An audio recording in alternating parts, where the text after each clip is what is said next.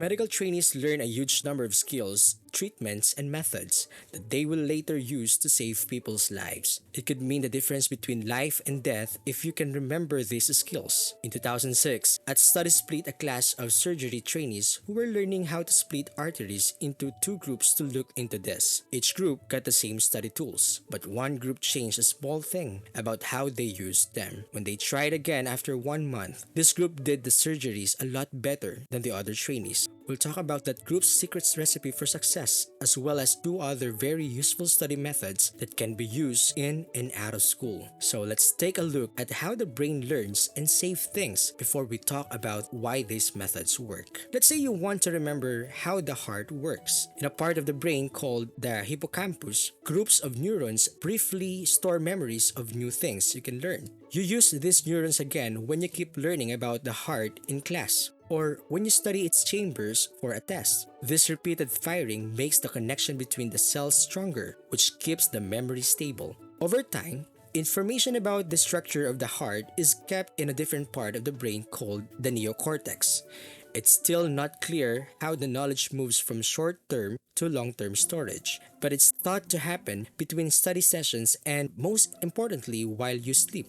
Here, what you've learned is put together with things you already know that are connected, like how to measure heart rate or the structure of other systems. That's not the end of the process.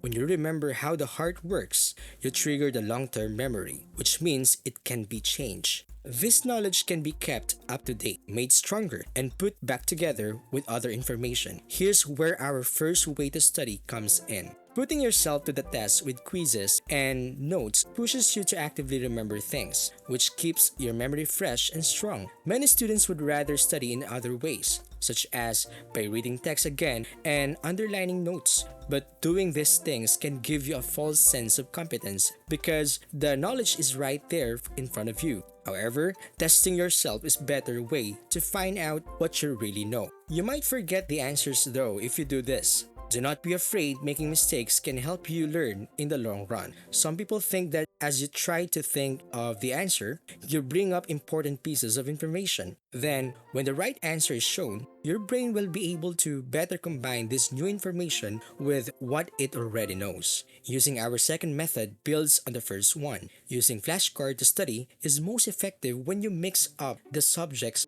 Isolating ideas within a single session or interleaving can help you remember them better than working on a single skill or subject at a time. Changing topics might work because, like tests, it makes your brain briefly forget things and then remember them, which strengthens the memory even more. In addition, you might find connections between the topics that can help you understand how they are different. And the last method we'll talk about is when to study.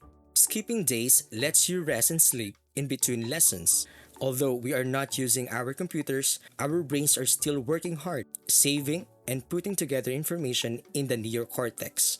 Therefore, studying late the night before a test might make sense. Won't the knowledge still be new in your mind? But it won't last. We're back to our medical students now.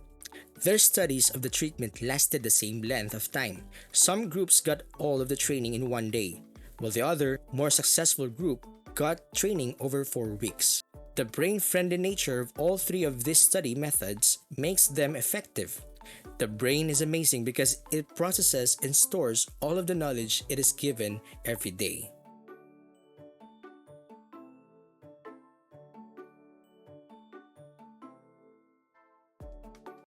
Thank you for watching this video.